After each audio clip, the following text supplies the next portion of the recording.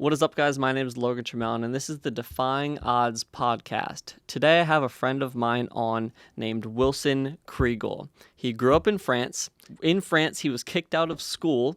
He then immigrated to the United States. He lived in the projects, and he had a very rough childhood. After college, he formed a company off of Enron, which he was a part of, and they took that company public at an $800 million IPO, which made him a millionaire overnight. But that company then went bankrupt, which made him homeless. Since then, he's been a part of 8 different startups, including acquisitions from Activision, Zynga, and more recently being a part of starting PixArt, which is an app on the App Store worth $1.5 billion, and they gained their first billion users with zero advertising, all while dealing with heart failure, brain issues, and mental disorders. Wilson, thank you so much for coming on. It's good to see you, Logan.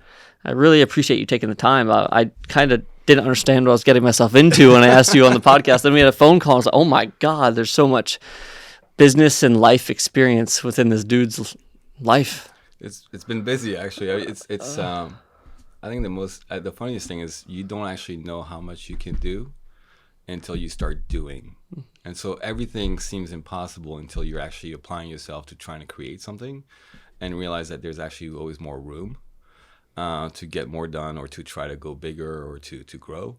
And so nothing that's happened in my life for the most part I could have ever really truly imagined or conceived, and certainly not in the first 20 years of my life would I've ever assumed that anything that I've achieved since was achievable or, it was at my reach. Yeah. So I mentioned it a little bit. You grew up in France. You were kicked out of school. So tell me a little bit about your childhood, and even after you immigrated to the U.S., because you quickly told me on the phone that you had a rough childhood. So Tell me about your childhood and how did it shape you? Yeah, I mean, I think everything's in context, right? Mm-hmm. I didn't grow up in Saharan Africa or in torn war countries, right, where chemicals are used on kids. In the context of the Western world, we actually, my parents, French, were married. We quickly went from Paris to a farm. My father always had a deep love for the land, nature, animals. We went to a house that had no hot water, electricity for several years. My parents divorced. I was around 5.5 years old, and my father took us from my mother, which was one of the first fractures of stability and of emotional wholeness, I would say, that I experienced. I was very close to my mom. I also happened to be a very fragile, kind of soft, shy, skinny child, and so the dynamics between my parents and then the exposure to a lot of extreme either low income, violence, poverty, really kind of weighed a lot on those personality characteristics and traits that led me to extensive amount of depression and other issues. But, in France, my mom was a single mom of 4. My stepfather was abusive, both physically and sexually to my mother.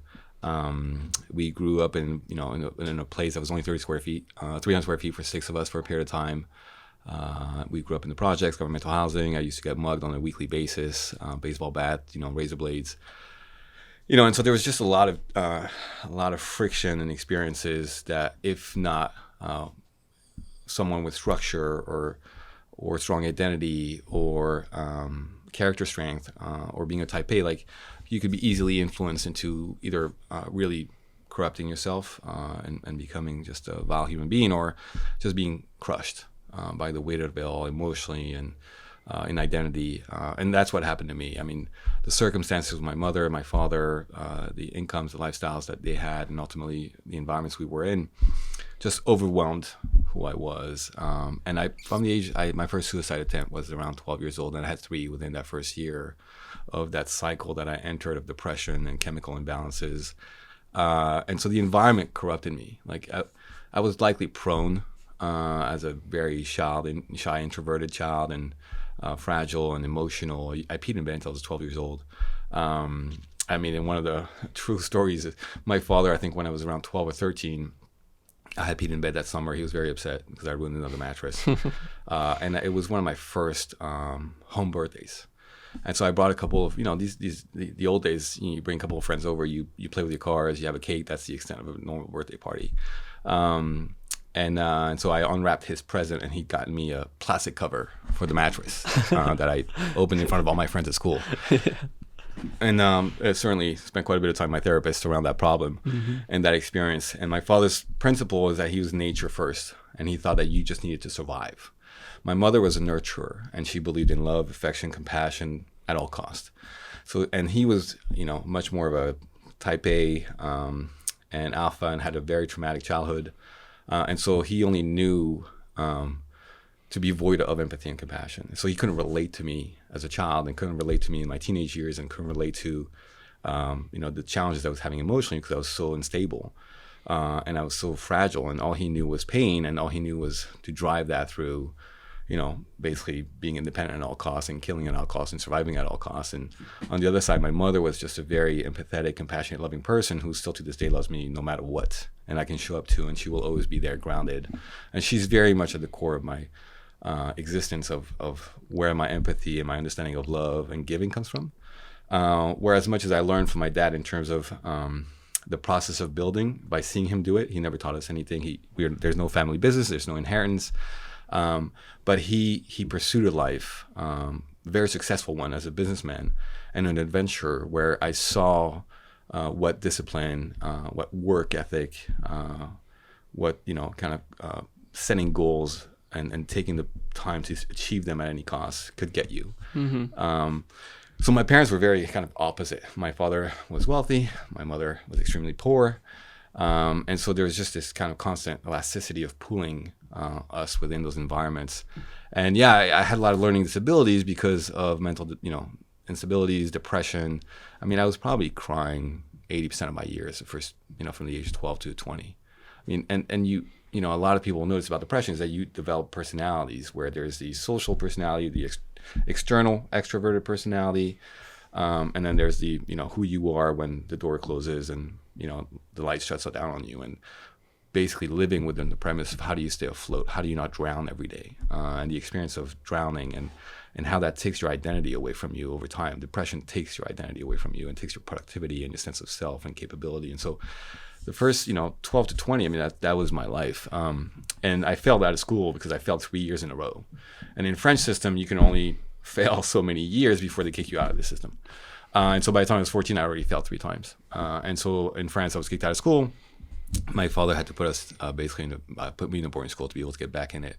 And then at 16, because we were just, clearly not in an environment where, either I would live or I could survive, he asked me and my sister if we would move to America, and then kind of put us back into another boarding school environment. And then we kind of got back into a structured system through what I considered outsourcing. Not real parenting. I haven't lived with my parents since I was 14. So for 2 years, actually, we nor lived with my mother nor my father. We actually just went to the house on the weekend that my father had the farm, and we self-sustained ourselves, and then we'd go back to boarding school on a weekly basis. It's a fairly interesting experience to have that. But, moved to America at 16, and we started working every summer in construction and welding. So I worked on very large construction sites for companies like Raytheon as a welder, the oil rigs off Santa Barbara, a big power plant upstate New York. Another summer I was working on a huge dam outside of Phoenix, Arizona. And that was my first endeavor in learning value, self-worth, is in the construct of actually using my hands to try to help building stuff. And so that was really kind of my first foray into developing identity, developing self-worth, developing possibility beyond poverty, depression, failure. And the system, what really was hard when I grew up is that everybody told me I was a failure. Everybody told me I would never succeed. Everybody told me I was fragile. Everybody told me I was weak, including my father.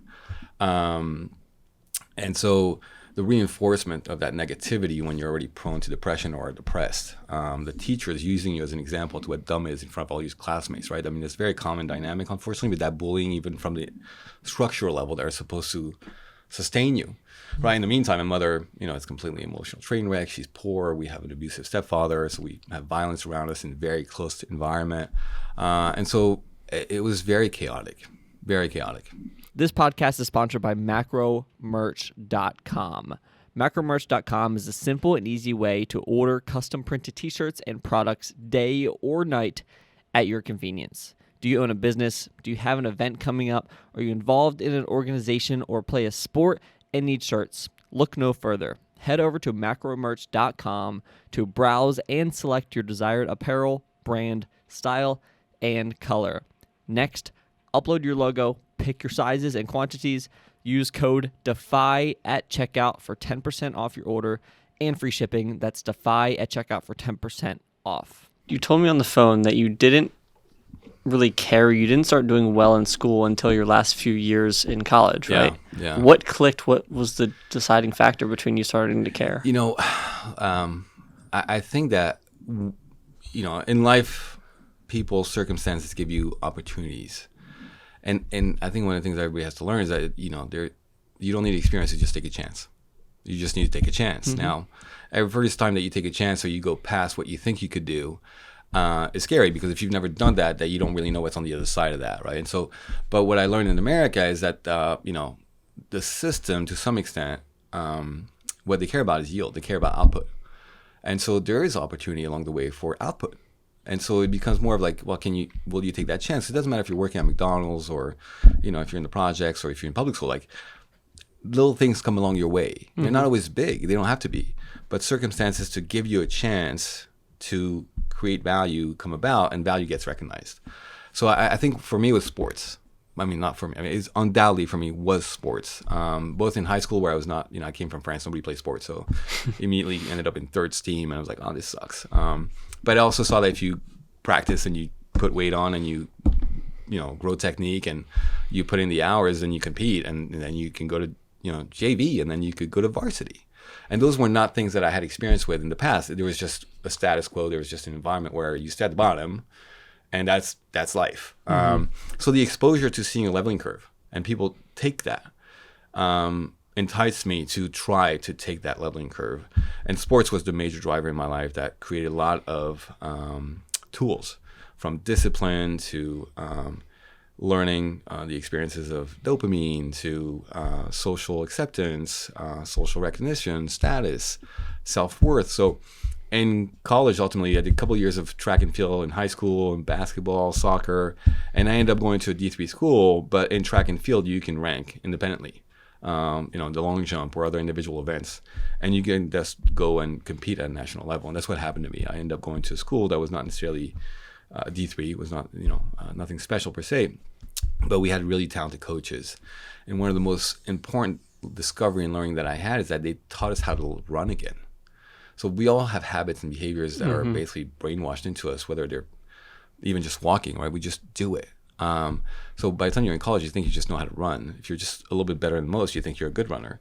What we learned, this was the Ben Johnson era of the 94 Olympic training techniques, is that we didn't know how to run. And there was a technique to it, and you could learn to retrain your muscles and the reactions of your muscles and the behavior of them to run in a certain way that could make you much more efficient and successful. Mm-hmm. And so I spent the whole preseason learning how to run in a pool, on the track, never actually running, just learning the method of applying yourself to certain techniques to rewire your entire, kind of body to how to apply itself.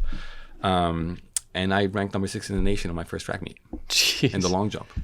Yeah, out of nowhere.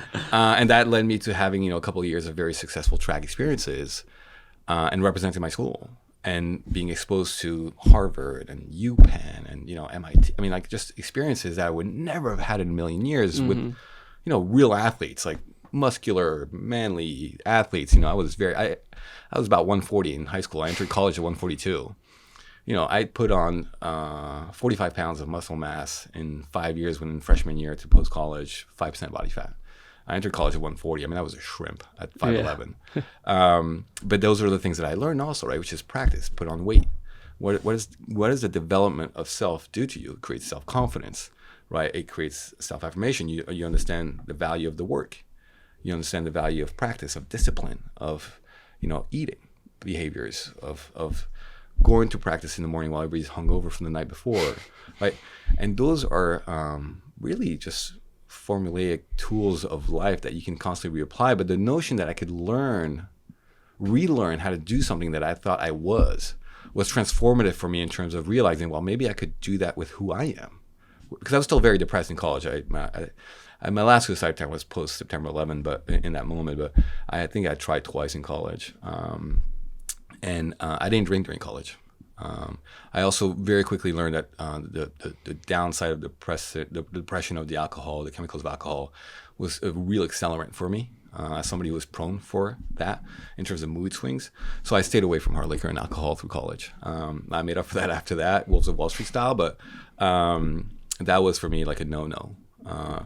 But, that discipline forced me to kind of like, okay, I gave up track and field. I gave up sports basically by junior year to try to get some grades so I could graduate. And, I graduated with a B or B minus, so it was nothing good. Yeah. But that led me to go work on Wall Street at least. And, that took me off the construction sites and kind of put me, again, into another path.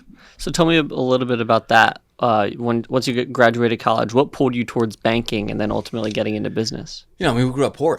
And it's like, well, in the 90s, you were either a lawyer or a banker. You went to an analyst or an associate program. That's what everybody pursued because that was the fastest track to wealth or to high income. It was not about, are you doing good, not doing good? It's are you doing good for you? And I was very aggressive in that, like, I got to do something for me and I got to be successful. So I was not good enough to go to Bear Stearns and all the kind of real investment banks. I got rejected from all of them. But I made it to the largest Japanese bank, Sumitomo Mitsui, and that was the largest commercial bank they had. And we did corporate project finance, actually, which was basically investing in power plants, lending credit lines. And so I was an analyst. I was terrible at it. But this was the late 90s now. And so the beginning of the dot-com era was about, the beginning of day trading was about. And that I was very excited about. So I was day trading, borrowing money. I was borrowing on margins. I was trading on my margins I was borrowing against. I learned a lot of lessons. And my first mistake was like, I borrowed $2,000. I margined that at zero. In those days, E-Trade would give you zero cost margins. So now I have $4,000. Then I went back to somebody else. Like, I got $4,000. Can I borrow $4,000? You're hedged on my 4,000. Now, realistically, I have zero because I borrowed everything to start out with. So now I have 8,000. I did the same thing on 16,000. Then you go on margins on 16,000. Now you have 30,000. And a little bit of a pyramid scheme there in the late 90s. And I think I got around $20,000 doing that. And then I started trading and I went to $100,000 in 3 months. And I learned overnight trading techniques through an assistant of a very big corporate guy who was very talented, kind of a overnight small cap trader, and would just focus on very specific triggers and do about 5% return a week. And she was super talented. It's very, very structured. And I did the same thing, and it got me my money. And then I got greedy, and I was like, oh, why don't I short Amazon? Why don't I do this? Why don't I do that? And I lost the discipline. And I went to short Amazon, and I think it was like $80, and I went to like 300 something. And I got all my calls and all my margins and all the money that I borrowed, and it went down to 50, from 100 down to $12,000 or $8,000, and now I'm like burned by the pressure of all this money that I borrowed, all this margin that I was on, while I'm doing an analyst job, writing business plans, and I was already on probation for my job because I was so bad at it. And my boss, who was from Columbia University, I was the managing director of our little American unit, was like, dude, he's like, you got to get it together. And I didn't. But circumstantially, there was a crisis, the Asia crisis in 1998. There was a hedge fund that bellied up and kind of took down a lot of the credit capabilities of a lot of the banks. And so they were laying off people. And he looked at me and goes, kind of guy like you need to go to Enron. And Enron was one of our portfolio companies because they have power plants and oil pipelines. And so a lot of people were like, yeah, he needs to go to Enron. And I applied off cycle to Enron and went down there and interviewed. And although originally I was supposed to be a trader, like a lot of people over there, I ended up getting selected to be a corporate strategy analyst on the corporate e-business team. And so our job as a handful of analysts was to come up with ideas, to read a lot of documentation, and to apply technology to energy. Pipelines, gas, all sorts of things, commodities. And ultimately, Enron was the creator of all the commodities trading in the world, including derivatives, weather derivatives, all sorts of things. So that was really my job for 6 months, was to come up with billion-dollar ideas, reading off of analytical data, and then coming back to management of Enron and the heads of divisions like Lou Pai and Baxter and Kenley, who was president at that time, and Skilling, who was CEO. And show them what we could do with technology and trading and all sorts of things that we can invest in and make billions of dollars. Yeah. And that was my foray into how do you think about business differently? How do you think about applying technology? How do you think about high value stakes and high value outcomes? Again, how did I end up there? Like, it's just circumstantial to a lot of things that you don't necessarily understand you're creating the machine is turning and the circumstances are evolving and the environment changes. And every time it goes back to, are you going to take it? Mm-hmm. Are you going to put yourself out there? Are you going to, and you don't always have to really realize that's what you're doing, especially when you're young. But the process of just thinking less and doing more is also something that I learned, at the opposite of depression, which is all you do is neurotically think about how you feel. Yeah. It's a very introverted, internal, narcissistic experience. It's also very empowering in that narcissism, and depression itself is very addictive. And by the way, in 30 years of therapy, and I learned a lot about dopamine and serotonin and endorphins, and learning to manipulate those is one of the great tools that I use to get out of clinical depression without pharmaceuticals. We'll talk a little bit about that later. So you were working for Enron. What made you decide? Obviously, you were getting into business, thinking big, doing instead of just thinking. What made you want to leave Enron and build a business based off of Enron? So we built that company inside Enron. The new Power Co was actually created within Enron to leverage the trading margins and apply that to the consumer gas electricity market for the small business and homes. Yeah. And so deregulation was happening in the late 90s, early 2000s. And so Enron was like, well, why don't we use our margins and bypass, kind of normal pipelines of electricity and utilities and go into markets where they have to service us, but we can give margins into and take consumers away from utilities. And so that business was created inside Enron Energy Services, and I was hired.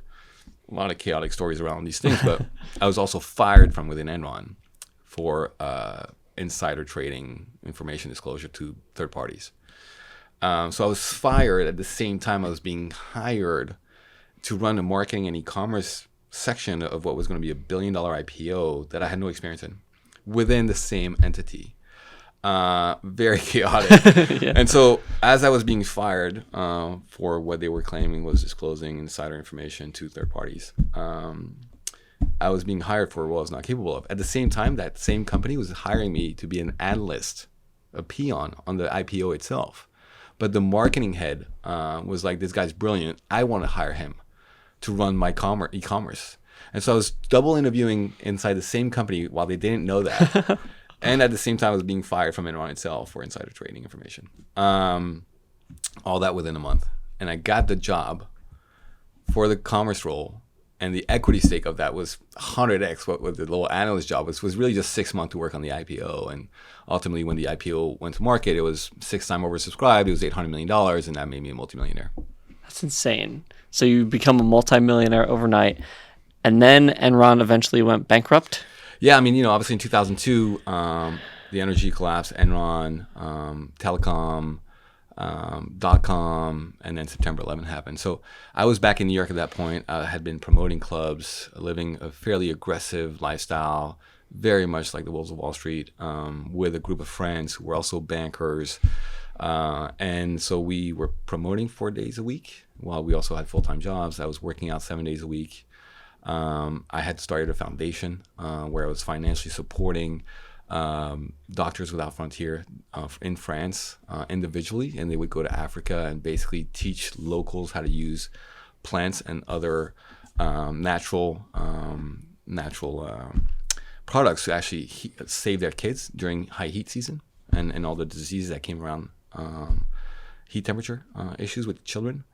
And so I was living a life at 26 and 25, 26, 27 that was just completely unrealistically movie-ish, and it was wild. And I was literally leaning completely at that point into the development of multi-persona to apply myself and my energy, and what I consider energy as emotions, but to driving, and manipulating chemicals in my brain.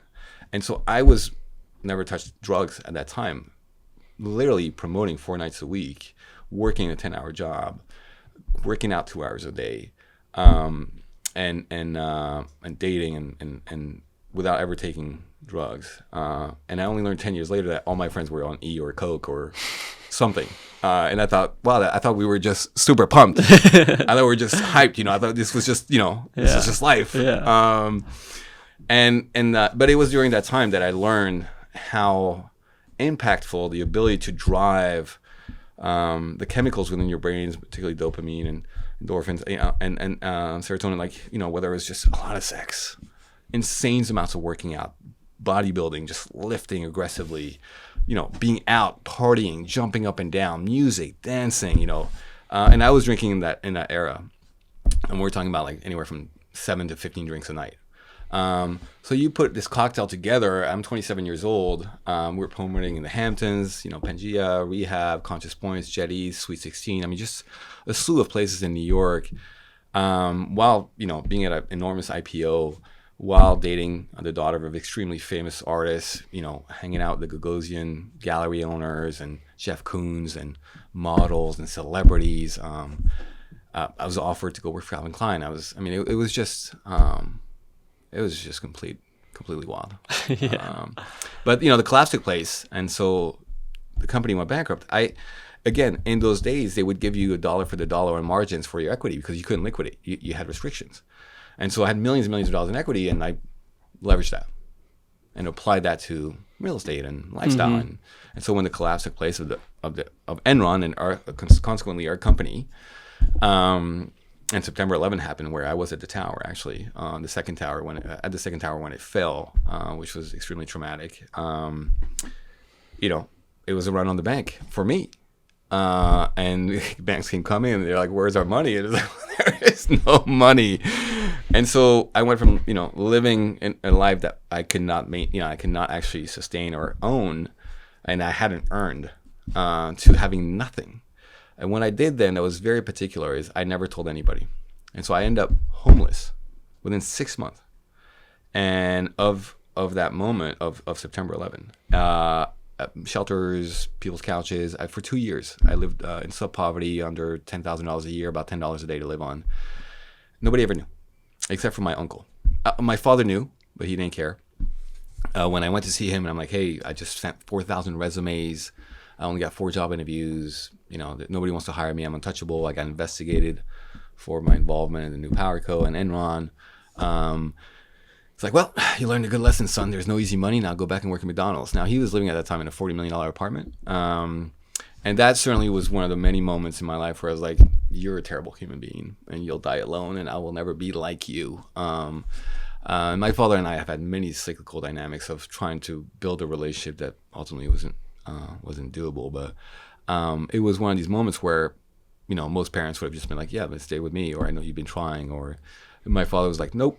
This is not my job. This is your job. Your life is your job, not mine." And because he was like, without independence, you cannot be respectable to yourself. You cannot look at yourself in the mirror and self-respect yourself if you take handouts. He showed me the door. And that was definitely a very,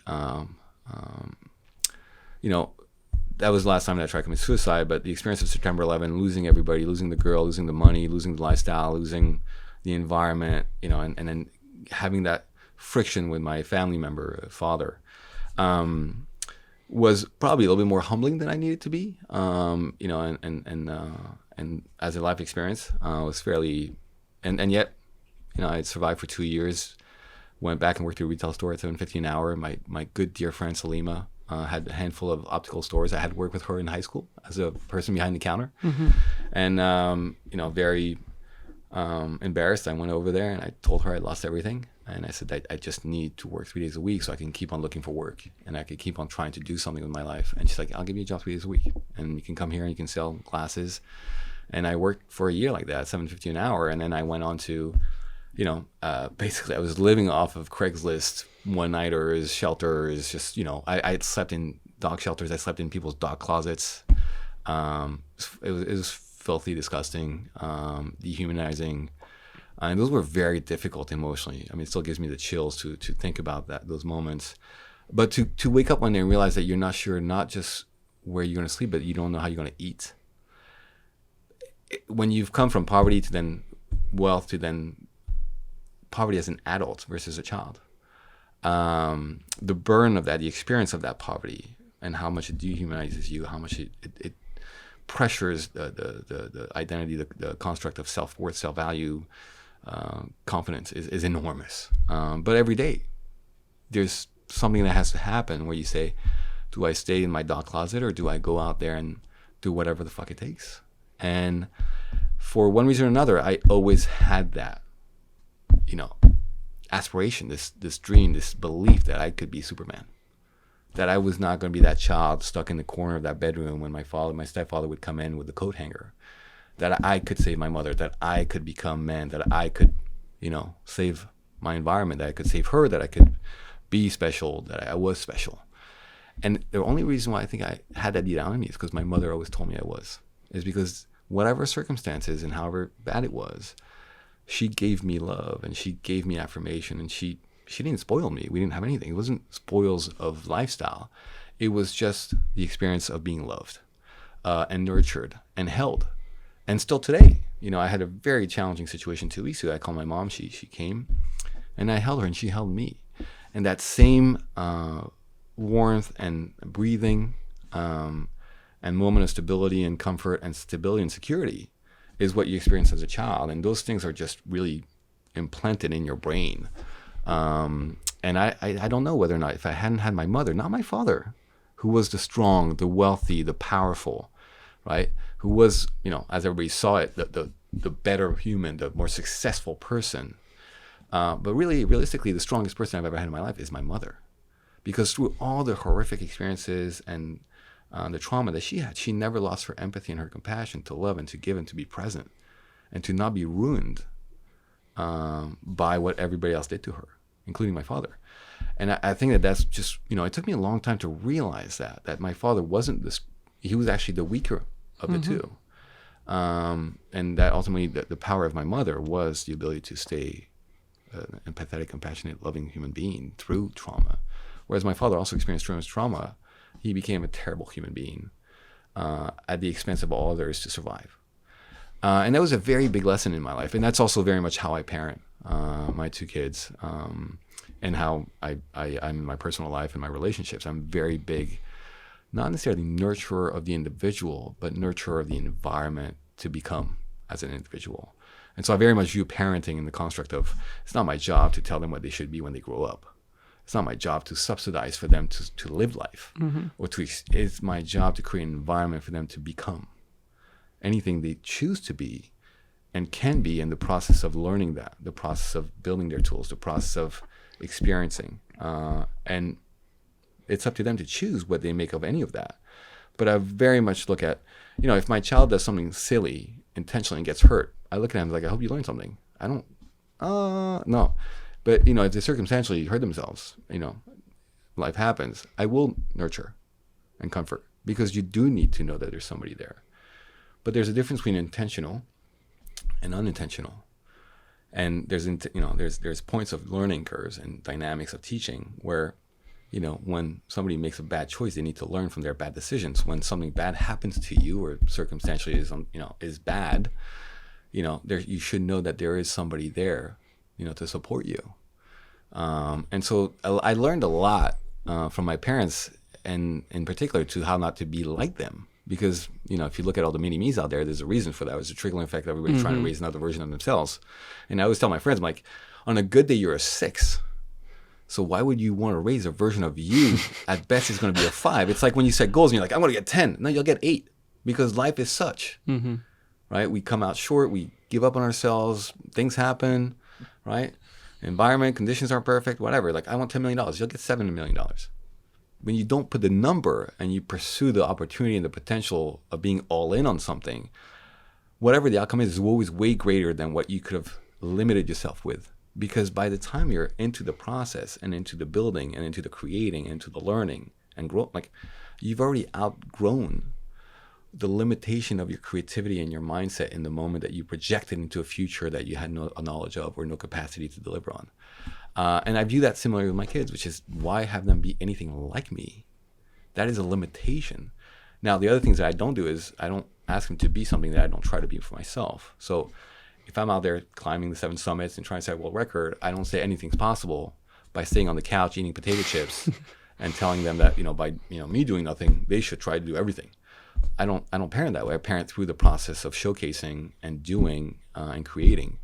And whether it's building startups, whether it's all the nonprofit work that I do and I have them participate in, Whether it's taking on, fairly aggressive, extreme experiences in nature, and my son being like, oh, where's the summit? And looking at the map, and we talk about it, and we talk about elevation and the risk, and there's this learning, sharing, intimate experience of the human experience that you get to have with them and have them participate in yours, and vice versa. They get to see what it really takes, right? And so that intimacy of the process, I think, is one of the most magical things you can have in a human legacy.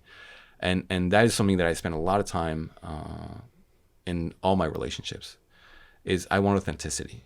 And so whoever I choose to coach, whoever I'm involved in my career, whatever the dynamics in my personal life, with my children, the authenticity of the experiences that I have and the intimacy that gets created around that is something that I'm ruthless at pursuing, and extreme discipline. So I want to get into the startup talk a little bit without going into all 8 companies. Yeah, sure, absolutely. What are some of the most memorable businesses, stories, achievements over the past? It's funny because people talk a lot about, oh, my this one amazing success or this one amazing failure. I have spent very, very little time thinking about the successes. Very, very little.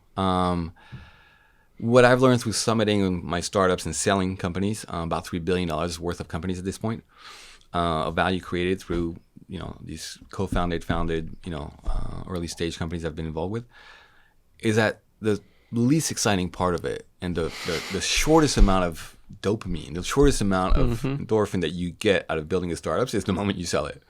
It's like, then what? Like this enormous journey of creativity, of difficulty, of solving really monumental problems every day. I mean, a startup is basically a job of leading, of being the leader of problem solving efficiency. Like, you are solving for other people's capacities, for other people's success. You're solving for your customers. You're solving for your investors. Like, your job is to manage chaos. Your job is to be a high yield individual and understand prioritization of your value and other people's value to make other people successful. Like, and so it's really fascinating because that process is so consuming, and every day the highs and the lows and the experiences and the things you have to get engaged with and you have to learn, like, it's very hard to replicate the mental human experience and the growth experience of building a company. And the only 3 things I say that are the hardest things in life is parenting, long-term relationships, and startups.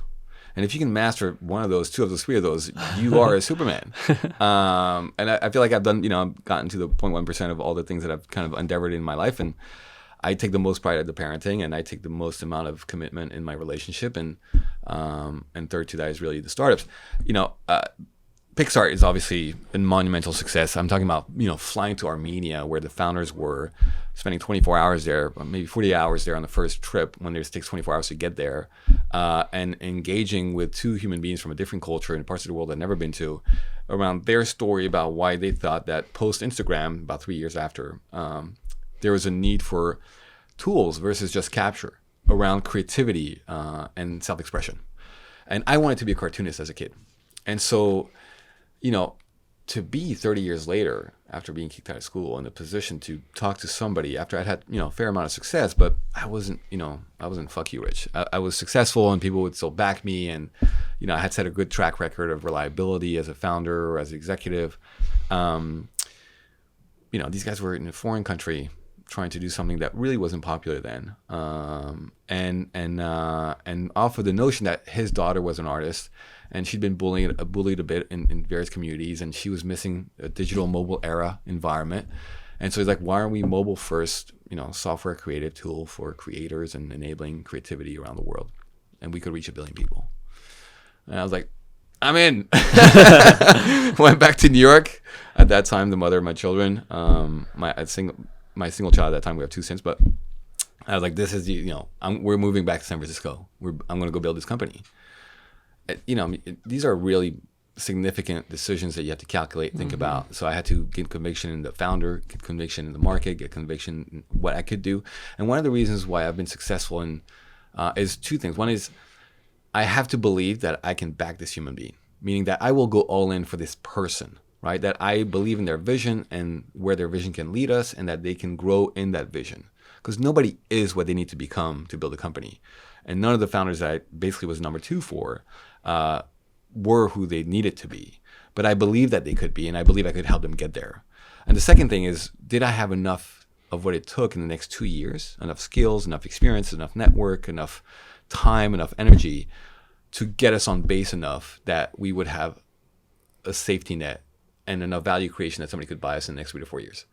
And so I looked at things very pragmatically and tactically of how much influence could I have versus the market versus the other human. And if a couple of these variables could come together well enough, I thought my odds were pretty good. Now, I have 80% success rate across 7 startups. There's normally an 80% failure rate. 80% of the companies I advised also successful. There's no tricks. It's just about looking at certain windows of time, cycles of businesses, and human beings, because people build companies. Mm-hmm. And so I looked at my founders as, do they have enough to get to the next level? Can I help them get there? And the second was, do I have enough to ensure we get there? Even if they're fuck-ups, even if they don't get there, right? Can I get us there? Even though that's not my job, but having that confidence that, if they don't have what it takes, I will have what it takes. And my responsibilities influence enough parts of the company that as long as they're building product, mostly my co-founders were either engineers or product leads. And I would oversee everything else in the company, in the startups. What I did at Pixar, it's what I did at OMG Pop. Before that with Dan Porter, he really oversaw product and the creative talent and of the game design, the game building, and oversaw revenues, marketing, growth, expansions, deals. And so I knew what my skills were, and I honed those over 20 years, right? I didn't start as like a brilliant marketer. I started really in BD, and then I went to marketing, and then I went to revenues, and then I went to operations, and then I went to international markets and finance and overseeing all of, operational admin stuff at the company. And then the only thing I don't own is engineering. So you grow your skill sets, you grow your tool sets, you grow your influence, you grow your sense of confidence and applied skills on a relative basis to what the other person brings. And so Pixar, we moved the founders to San Francisco. Well, actually, technically, they didn't move for 2 years. I only moved, and I started building teams in San Francisco, and he didn't move for tax purposes. We raised the fastest round at that time in Sequoia's history, 7 days to get a term sheet, $15 million. Unknown company out of Armenia. Luckily, it was already incorporated in the U.S. That was one thing that was important. But yeah, we grew very fast, and we were fully consumer focused until we got to about 800 million users, all organically. And actually, for the past 8 years now, we've been a top 25 app in the world in the App Store and in Android. Most recently, one of the highest, again, consumer penetration, consumer revenue app out there. They've gradually pivoted towards small business, kind of more like Canva. And more tools for basically independent creators and small businesses. But yeah, we did not really spend. We certainly spent no money for the first 800 million users, and then we just started kind of testing, like, can we do subscription? So we had to test as we were raising our Series B cohorts, and we had to test, can we go subscription? Because we started advertising and then kind of went to like monthly, and then we're like, can we do yearly? And to really control that, to really understand cost of acquisition relative to lifetime value, you got to spend a little bit of money. But on a relative basis of us getting 15-20 million installs a month, we were spending a few tens of thousands of dollars. It was we had an enormous K factor, and yet we were not a true social app. We were a creator app. Mm-hmm. So the content was being created within the realm of our software, really pushed elsewhere. I think about 15 to 20% of our 20% of our users were within the community, and they were very active, very powerful, very talented, unbelievable quality of content.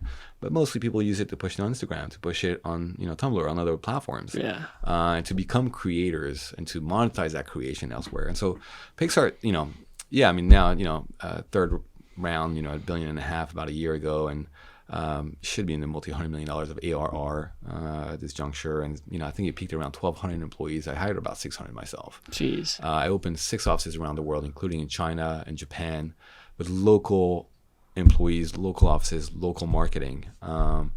We had our offices in Europe. We had our 2 offices in the U.S. And I flew 1 million miles in 2.5 years.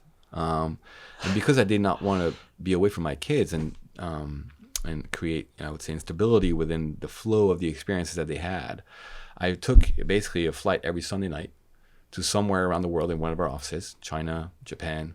So it'd be Beijing or it'd be Tokyo.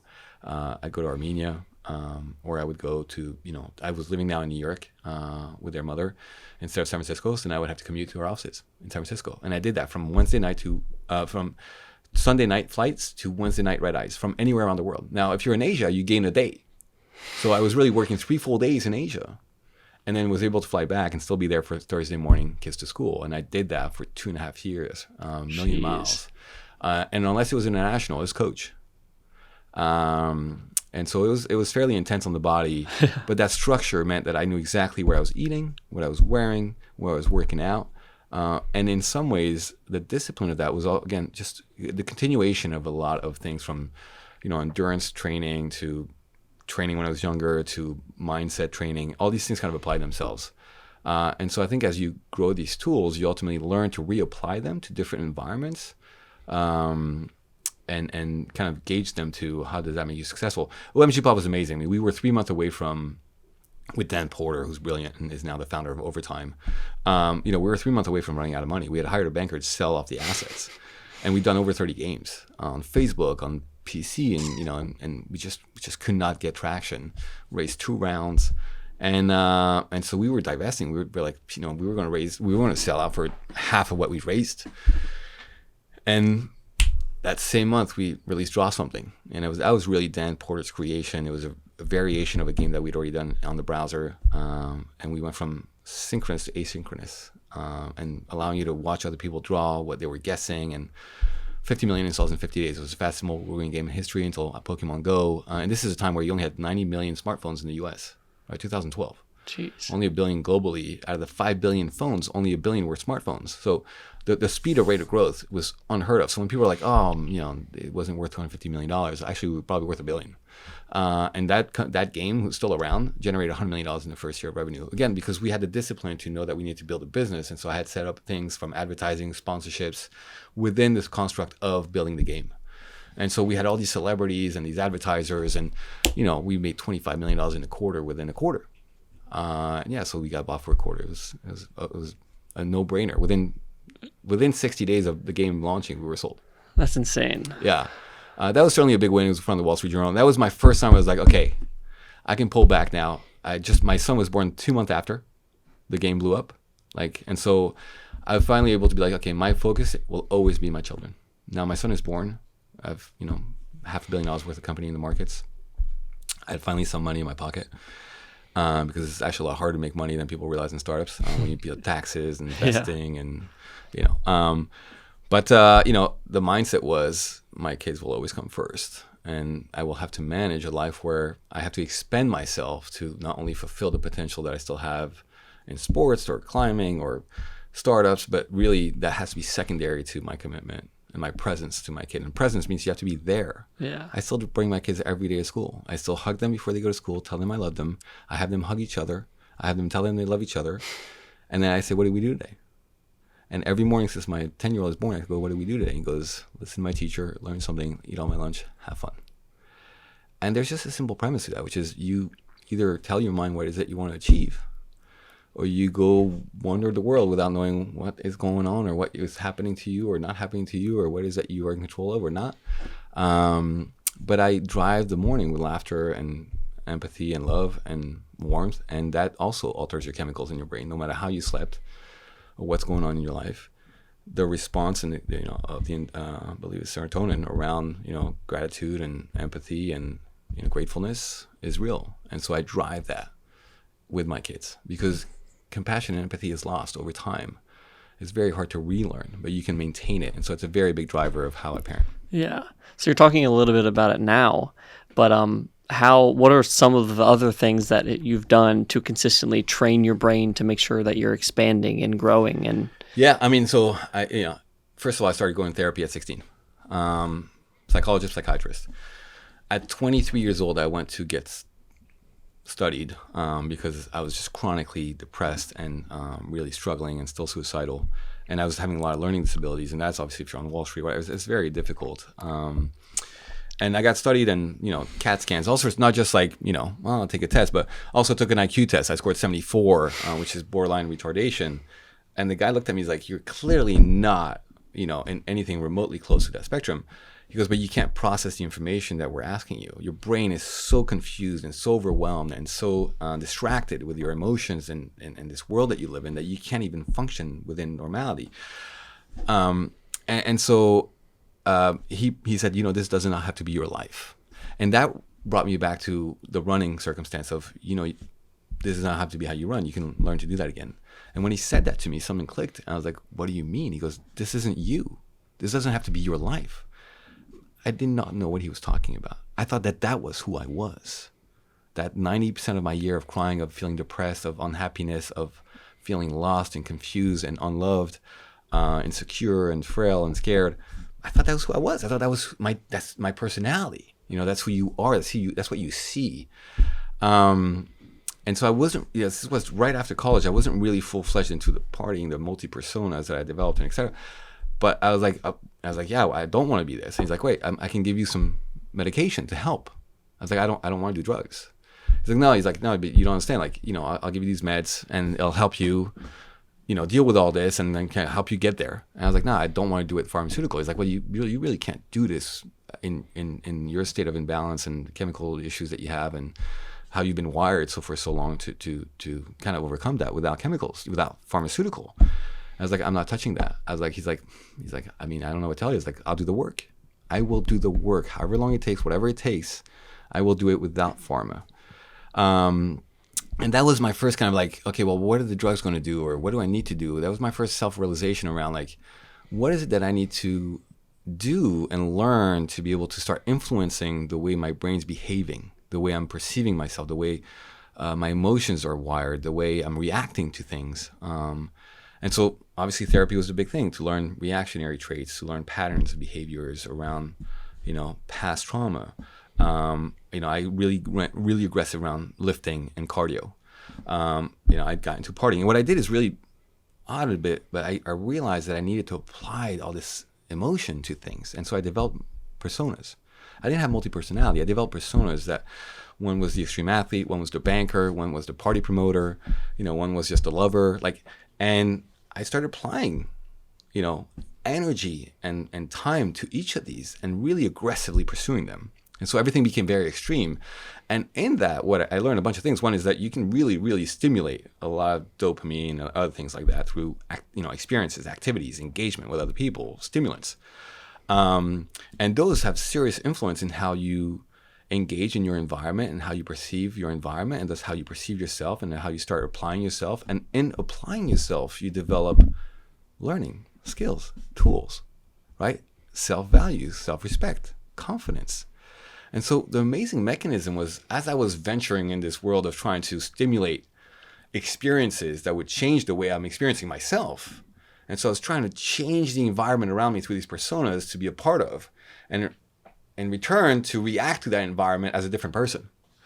I was also developing a lot of skills and growing in these personas, and thus gaining confidence as a person, realizing that I have worth, realizing that I can do things, realizing that by doing more than thinking, I can have pretty amazing experiences. And that is the engine. And so what I realized is all these dynamics and circumstances are really about finding the way to construct an engine inside yourself and feed it. Now, I don't necessarily recommend for anybody to do this, and people will do it with doctors. They'll do it with some forms of other chemicals and pharmas, or otherwise. It worked for me.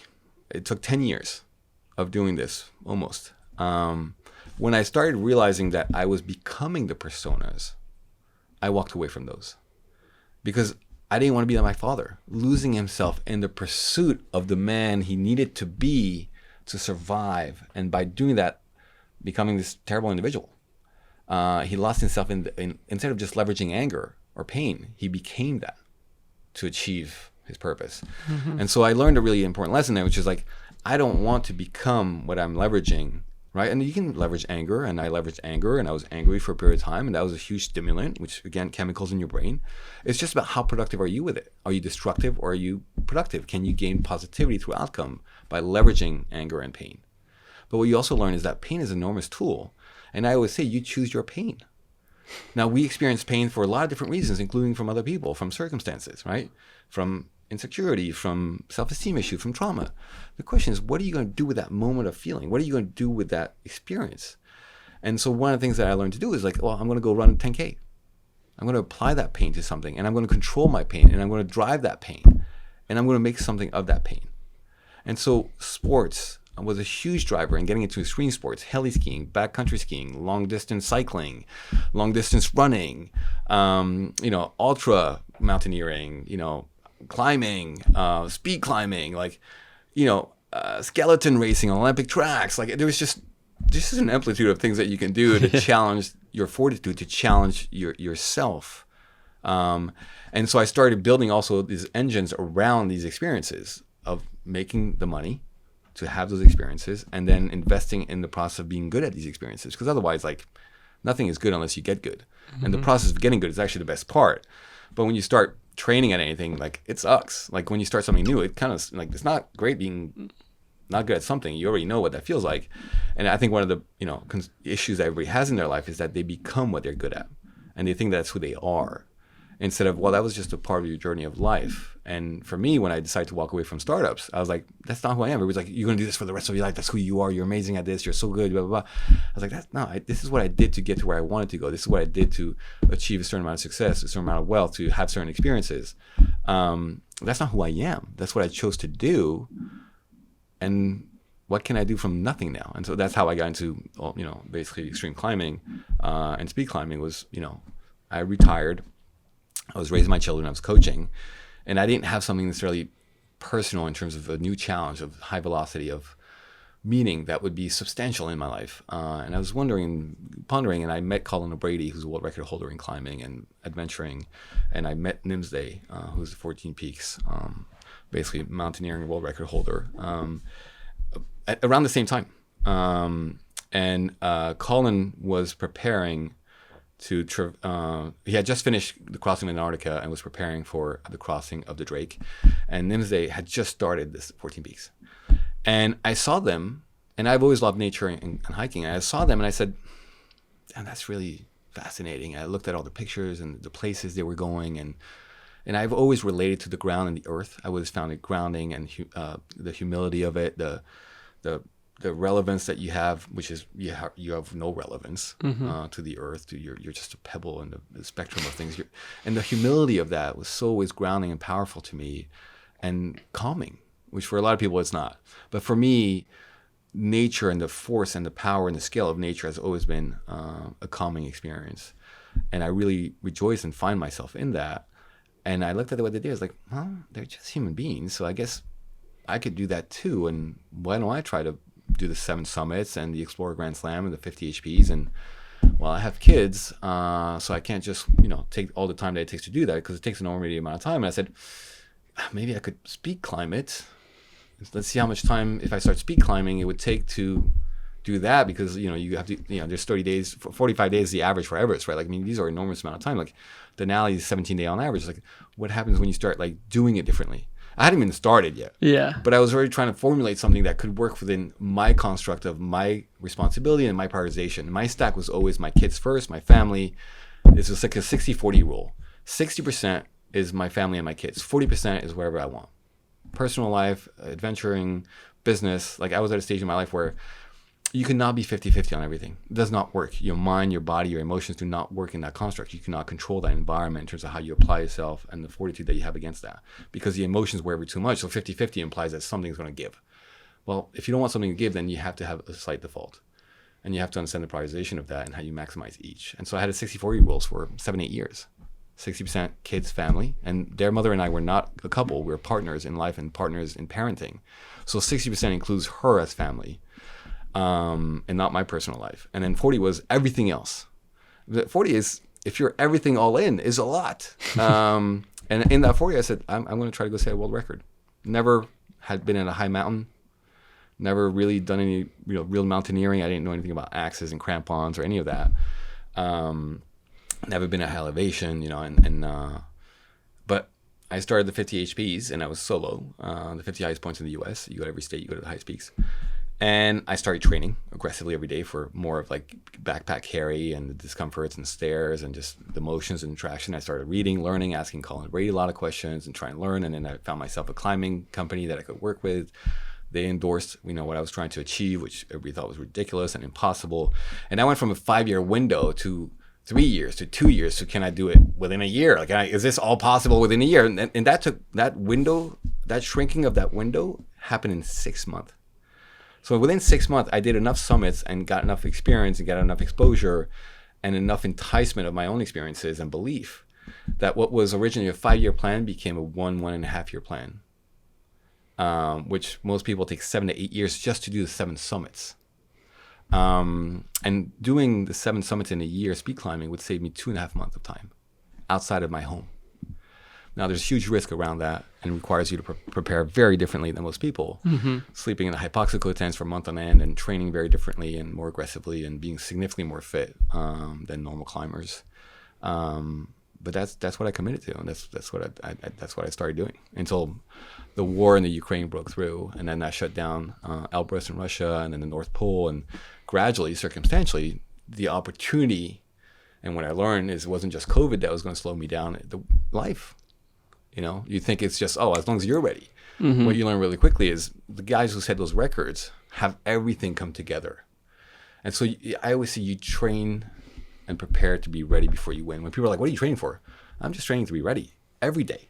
I do mindset stuff every morning to be ready. So, back to the original premise, and, but it goes back to why I'm so successful in the mountains and doing speed climbing is I am so ready that unless there's an avalanche, unless there's a crevasse, unless, the weather, Mother Nature, and the mountain decides otherwise, I will summit. There's no ifs or buts about it. There's no questioning that. I go there and I apply myself. There's no thinking. It's just fun. My guides, where I solo climb everything, I do nothing in groups. They see me and I say, I work for you now. You tell me what I do, I will do it. My job is to execute.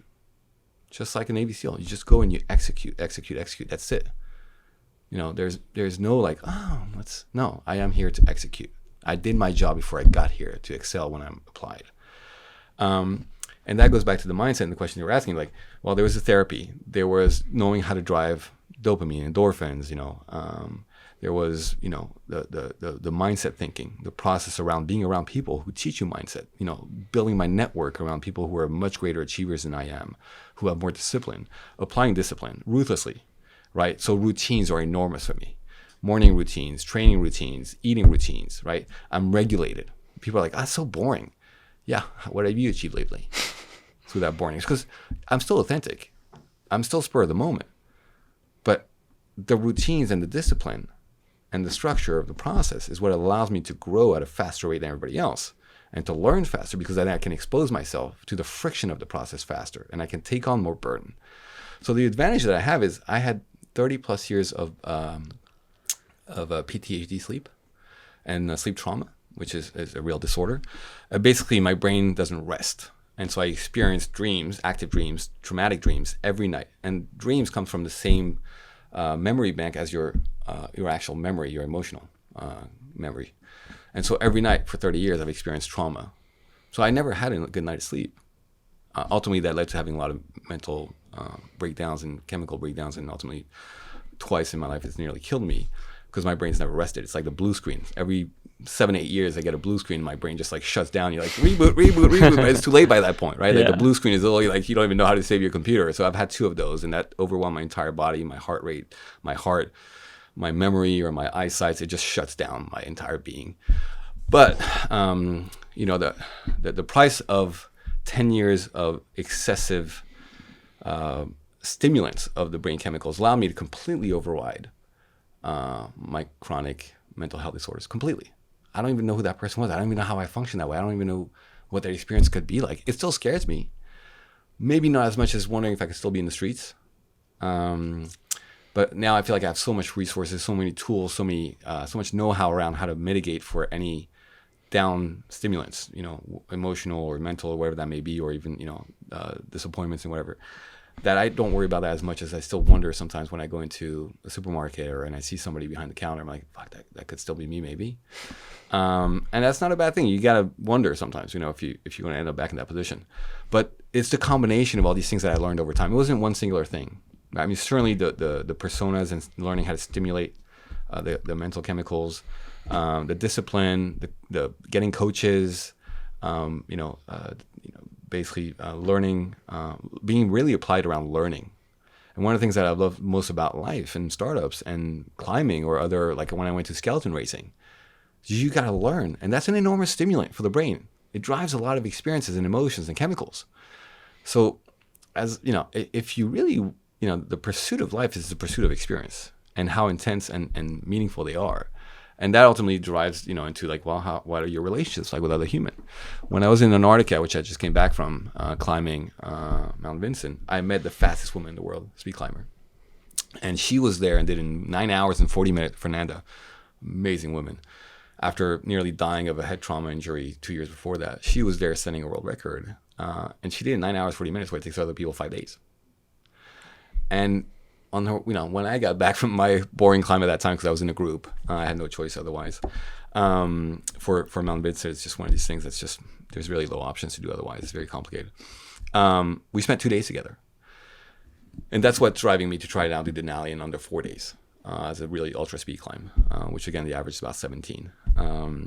But we spent 2 days being authentic to each other. This woman I'd never met before. And now we're talking about our personal lives, her body injuries, her brain injuries, her recovery, or her personal life, my personal life, and creating this authentic intimacy, and altering each other's path through that 2 days of just interacting in Antarctica. Mm-hmm.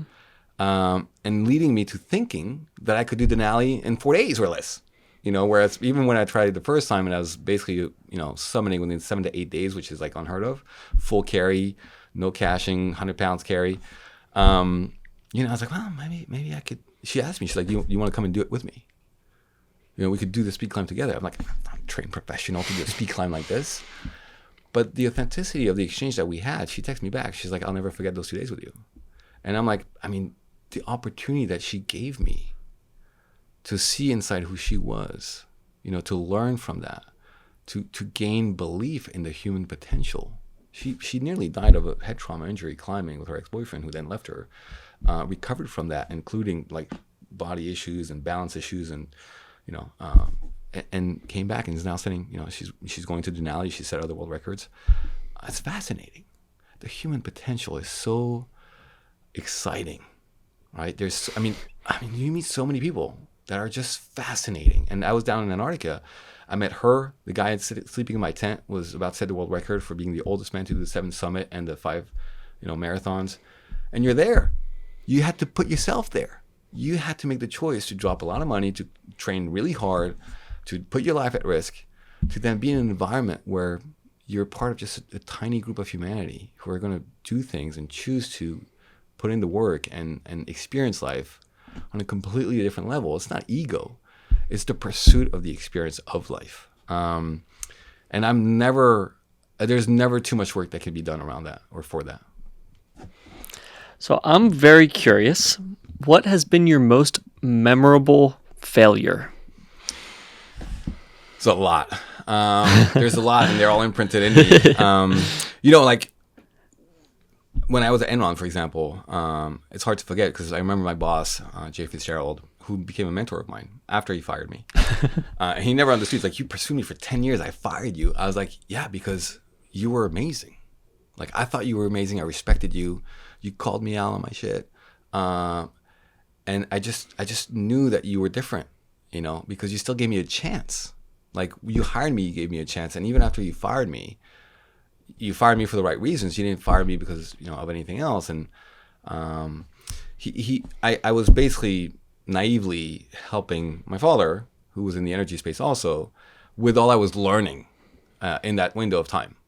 And he was also in power plant, and so I was just sharing information, not because I was trying to do anything illegal, as much as I was trying to get my father's acceptance. And I was trying to be prideful. I was trying to appear smart, talented, and I wanted his respect, which he's never given me. Or I think he's told me, once, maybe in my life, twice, that he was proud of me.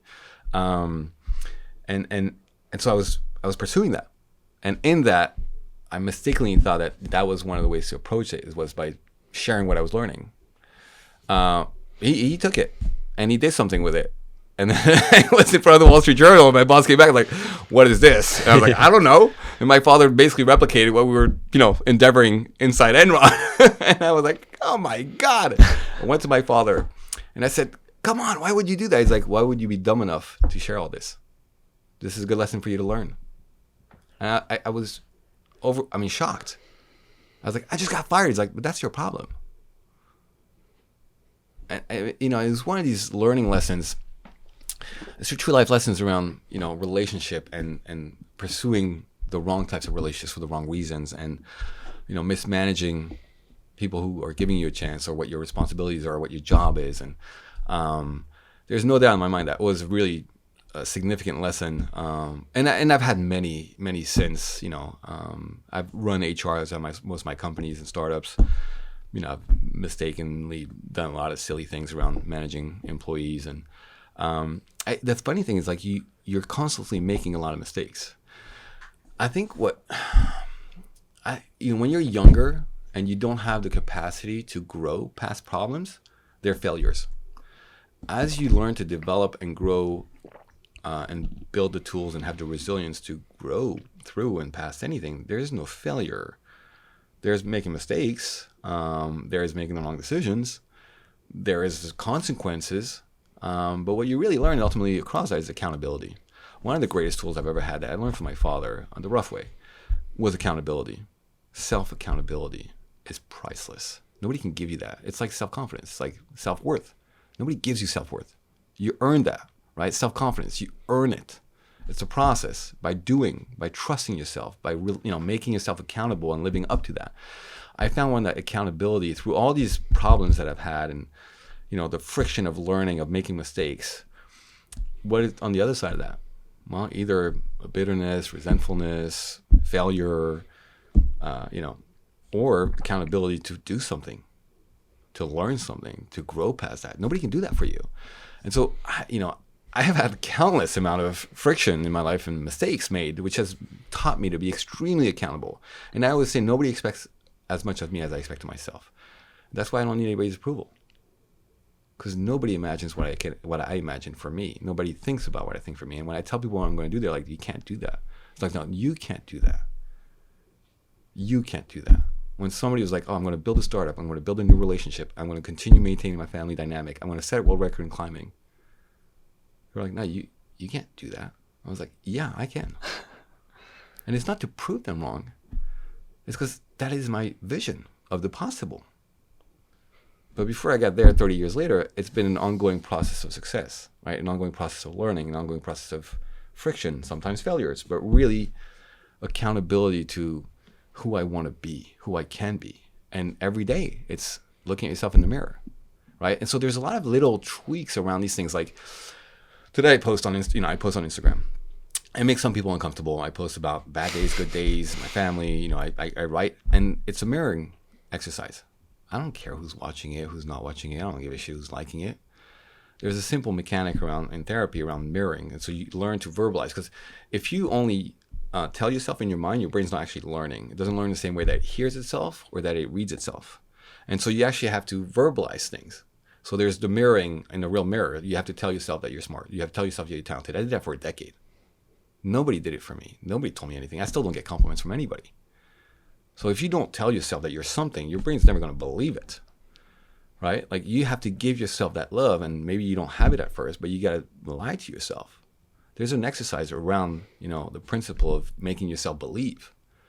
You got to do the work. It sounds insane, but for a decade, I looked at myself every day in the mirror and I told myself that I was going to fucking make it, that I was smart, that I was talented, that I was good looking. And in time, as you verbalize that, you actually believe it. And it's not about ego. It's about believing your potential and accepting who you are. And you need accountability on the other side of that, because you're not just feeding a lie to yourself. You're really trying to be self-aware and also self-empowered. But accountability, there's just been nothing that is giving me more upside. It's an enormous amount of pressure. It's accountability to your dreams. It's accountability to my children. It's accountability to their mother. And it's accountability to, the work, going to the gym every day, doing my cardio, setting a goal, going after it, not negotiating myself when I don't want to run, when I don't want to get up in the morning to do something. Get up in the morning. I have mostly bad nights of sleep. I get up in the morning, I just move on. That doesn't mean I'm going to go back to thinking about or wondering and trying to analyze why it is I'm having these dreams or why I'm sleeping poorly, because sleeping poorly is not a good thing for anything. So I do want to try to solve for, okay, I got to sleep better. But I go into mechanics and habits, and I go into, I do mirroring through Instagram, because I project and I verbalize what it is I'm experiencing or feeling, or what's happened to me, or what I'm perceiving. And in writing that, in the process of writing it, rewriting it, realizing what I'm writing, realizing what I'm projecting, verbalizing, I'm creating self-awareness for myself. I'm having to take accountability for why am I feeling so bad about this experience I just had with this other person? Why is that letting that other person making me feel bad?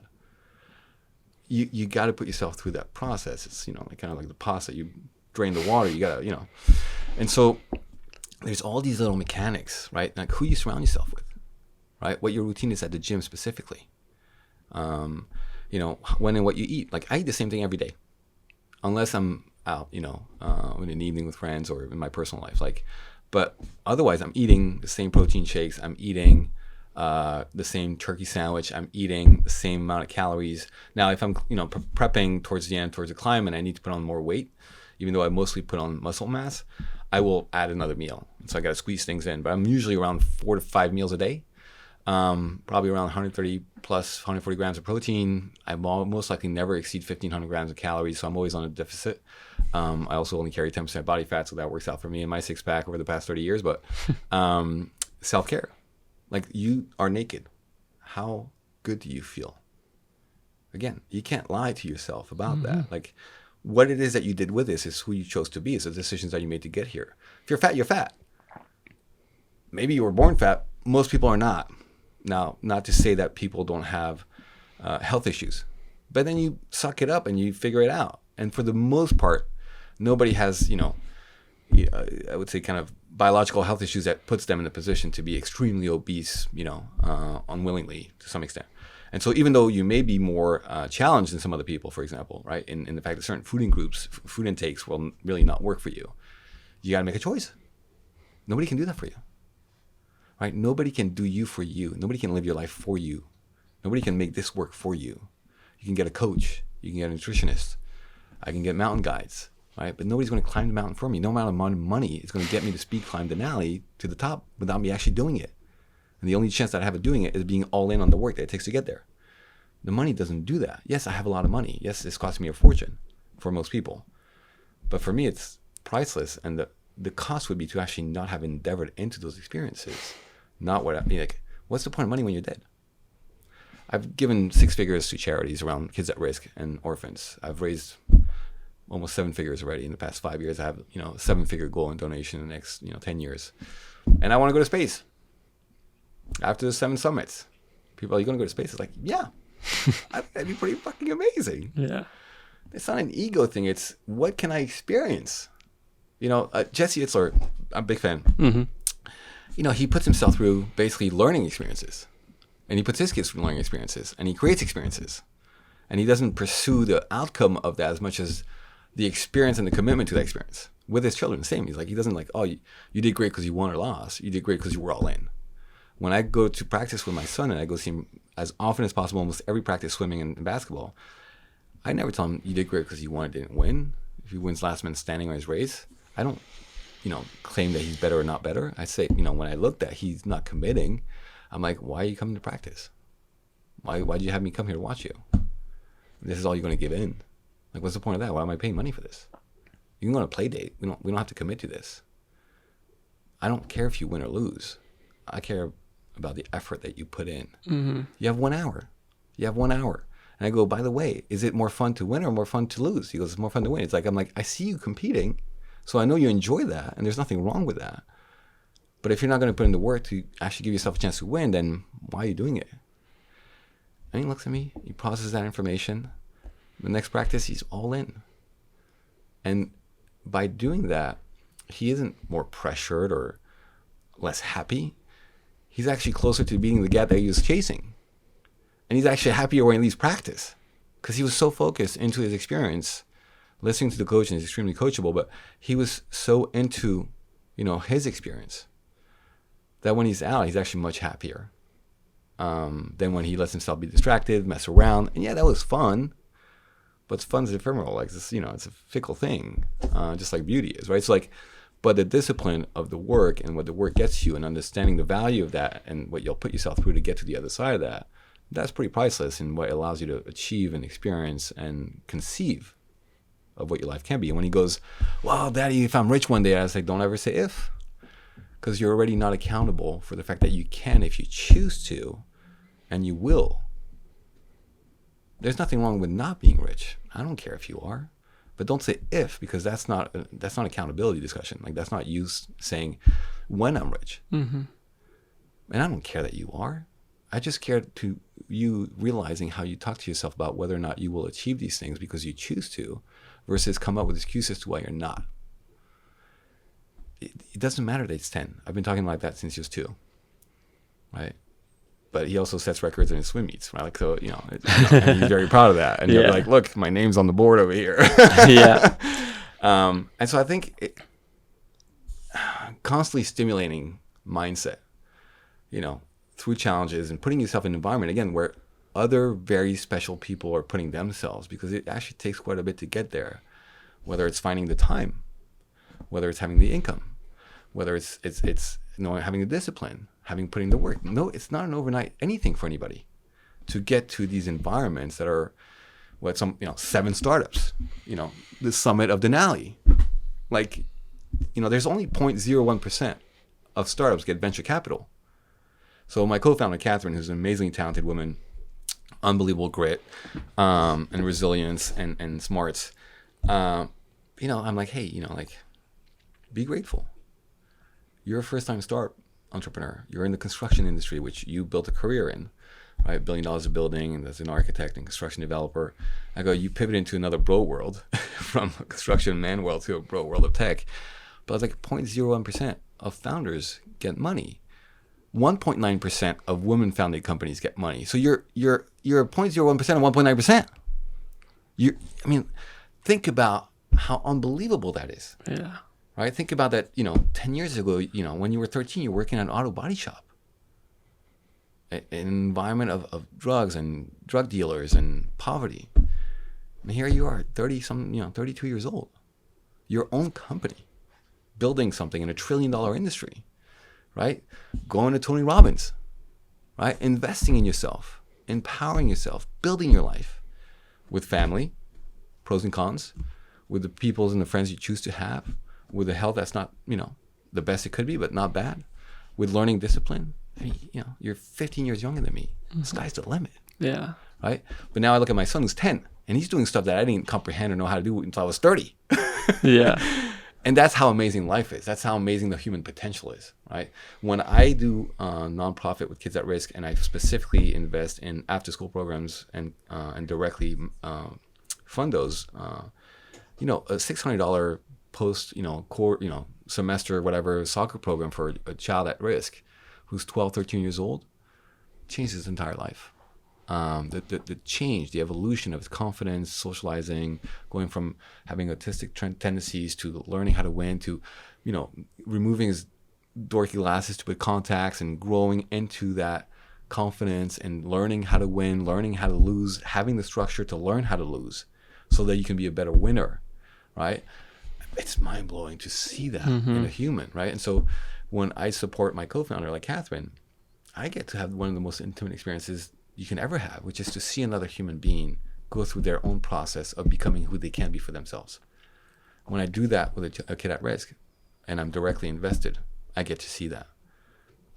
That's human legacy to me. To wrap up here, I have one more question. How do you balance the need to consistently achieve and keep growing and, have awesome, amazing business success and do all these awesome personal goals while also just feeling fulfilled on a daily basis? I start with my day every day with what can I do for somebody. Now, don't get me wrong. Sometimes I get distracted with my phone, but there's an intrinsic principle that I have, which is I think about my children. I think about what I can do for the woman in my life that I love. I think about what can I do for somebody. And I have a lot of little triggers like that, a lot of little tools around when I'm with my children. And I have, and I say, almost every morning I do a little video or a picture. I capture the moment. I push myself into being present. I push myself into verbalizing that moment of experience that I have that is really, really important to me. And I know will be important for them for their lifetime because I am helping them learn how to love and receive and give love and have empathy. That is a priceless tool in life that so few people have, right? That leads to a lot of bad marriages, a lot of bad relationships, a lot more trauma. So, when I'm climbing, for example, like it's the flow state. It's giving up everything. And one of the reasons why I love being out in the mountains in Antarctica and Denali is the humility of it, the presence of it, the necessity of focusing. And in focus is presence, not distraction, right? I have to live through a 2-3% possibility of death, right? Whatever that may be, right? I have a brain aneurysm. I have a 3% chance of dying. It's unoperable. The risk of it, of the operation, the open brain surgery, is greater than my risk right now of dying of it. 3%. 3% is your chance of dying in the shuttle going to space. Proportionality dynamics are insane, right? 3% chance that I'll explode if I go to space. 3% chance every year that my brain aneurysm may explode on me. And it may increase in probability depending if my brain aneurysm expands in my brain. 3% chance that I may die during the 7 summits. People are like, why do you do it? It's like, well, what am I going to do if I don't do this? Well, what's the point of life? Like, you're going to die and you don't even know when. In the acceptance of death and the urgency to live, I actually find a lot of presence because I find a lot of gratitude and I find a lot of emotional experience with people. And so the triggers, again, around the experiences in the brain, it's hard to avoid those when they're happening. I think when you're overly passive and understimulated, you actually waste a lot more time not being self-aware and not being engaged and not truly feeling life. So I just make sure that I have routines around engaging with my experiences, my emotions, I mean. Sometimes they're bad. But even in that negativity, I'll spend an hour in the morning like just digging into something that's just making me feel bad, Because of the inverse of that is me having to learn and grow. And in that moment, like, yeah, it's not great. It's not super healthy. I'm not doing great. But I got to work through that. I'm not avoiding it. There's no avoidance for me. But the presence comes with knowing the proportionality of the context of things, of my wealth, of my life, of the importance of my kids, and the prioritization of that.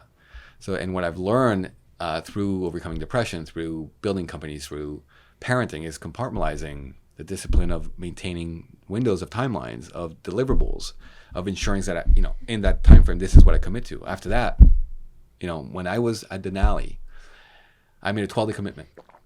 Here I am climbing with one of the most famous guides in the world, who is, a purist, as they're called. And we got to hike camp in 5 days, carrying a full load, no caching. And I realized for the first time in my life that being the next day or the day after that at summit was not where I should be. And I told him, like, we're going to go down. He's like, no, you got to give me time, this and that. I was like, all right, I'll give you 3 more days. 3 more days went by. The weather came in. We couldn't climb. -20, -30, high winds, high camps Denali. Risk of frostbite and death, very high. Third day came. I was like, we're going down. He's like, it could be tomorrow. I was like, it doesn't matter. I should not be here right now. I should be somewhere else. There was something significantly more important to who I am, what matters in my life. $50,000, 7 months of training to speed climb Denali. I walked away from a summit. He couldn't comprehend that, and I'm not upset at him for that. We had a lot of friction around that decision-making process. But the importance of what was waiting for me in New York and what I was working on, which is a human experience, a human relationship, I just knew that's whatever outcome was there, success or failure, was still more important than a summit to me. And I think that you just have to know who you are to be able to actually really be present in your experiences and who you are in that sensitivity. And nobody could comprehend that I would walk away from a summit that I was about to have a speed climb around that so few people could ever achieve. And all that money and that time and that training for something else that I knew just meant more to me. And so I just have a clarity around when I'm with my kids in the morning. I just know I could walk away and that's it. I don't force them to tell them they love each other because they do or don't. They may not have another chance. And I think that the fact that we're undersensitive to certain circumstances of the truest part of life, which is life is so short. And if you don't hold yourself accountable to that reality, to that truth, which isn't your truth, it is nature, right? And I don't have my truth. I also don't believe in God. That doesn't mean other people can't, but I don't tell people this is the truth. I don't know the truth.